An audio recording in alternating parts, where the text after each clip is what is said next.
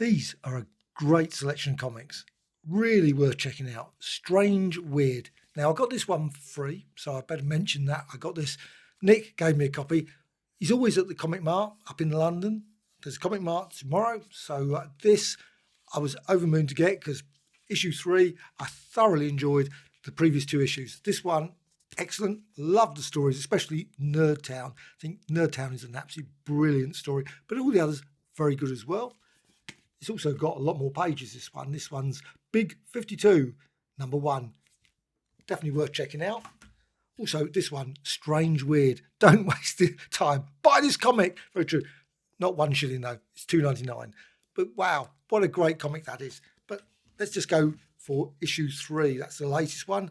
And I think this is brilliant. This is sort of the comic that I would love to produce myself.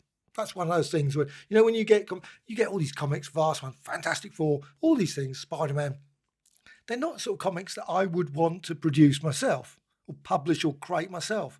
This is the sort of comic that I think, if I was going to produce anything, sort of thing that it's got a great sense of humour, which is just always brilliant. So let's just go through it. And this is Roots, the first one there. I love Care Attention. I can well imagine that's definitely the case for any sort of creative. So you got there, I don't know what it's got. Strange Weird. I don't know what they issues. Maybe it's got different covers for those, or maybe just anyway. They're just great. There's blank sketch ones. I guess that's what he's done. Variant covers. Obviously, you got there. Strange Weird is brought to you by Nick, and this is just a great little story.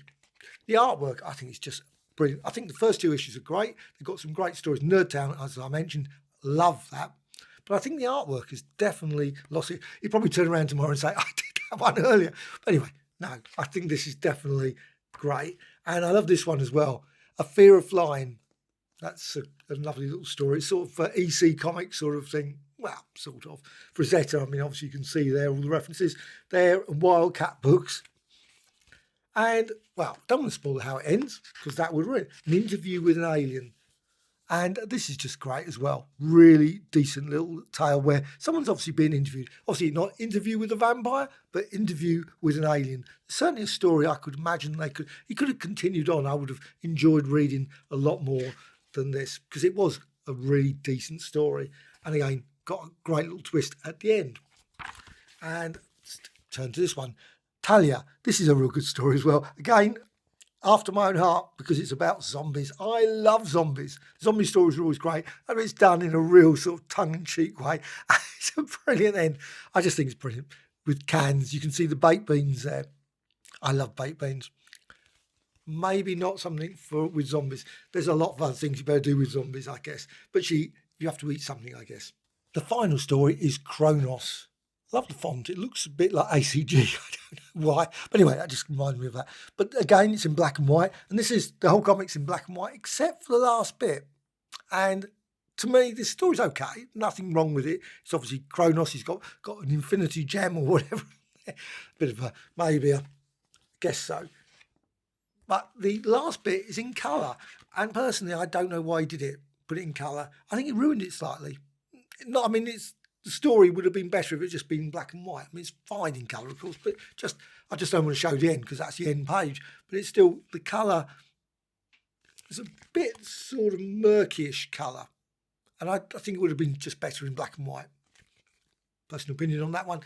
The colour is great, fine on there. The colour of the artwork, just nice quality paper as well. The paper is excellent.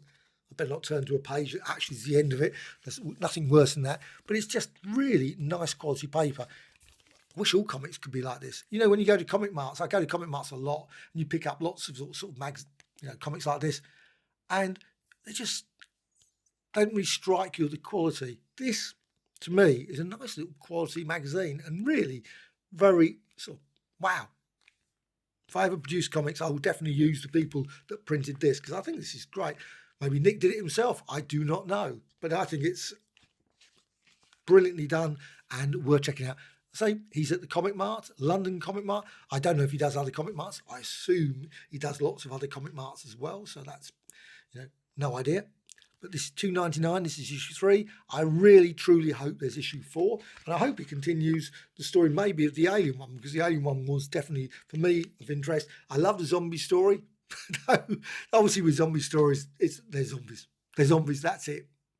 But with, the Alien, I definitely could see as another story, but I really hope he does continue the one that's in this one, the Nerd Town, because the Nerd Town story, let's just go, this obviously comic, maybe I say a Comic Mart story would be nice, but their collection, Nerd Story. I mean, surely Nerd Town must have a Comic Mart occasionally.